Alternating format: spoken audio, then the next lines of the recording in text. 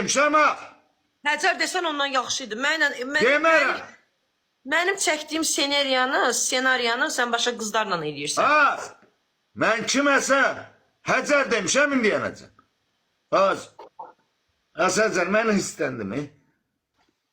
Eşidirsən mənim, mən bir də sənə deməyəcəm sözü, qulaq as. Hı. 1200 nəfər adam var. Orada neçə nəfər var? Qoy görüm. Ora nəysə gəldi. 1100 nəfər.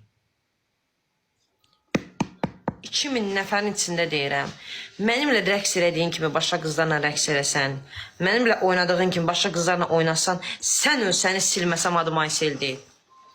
Aysel nədir? Sən nədir Ayseldir? Hə, əsl adım Ayseldə nədir bə? Həcər sənsən. Ona Mən tez qoy.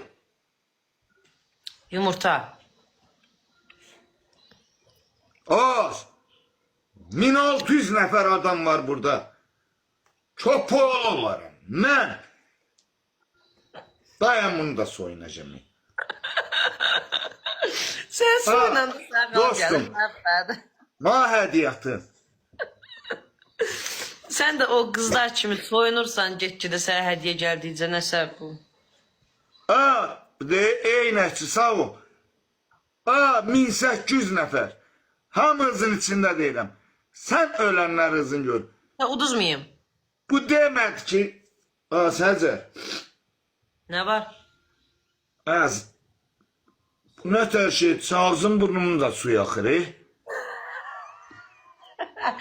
Sən niyə də o qədər qızlara baxırsan ki, ağzının burnunun suyu axır. Yox, Oyunu götür.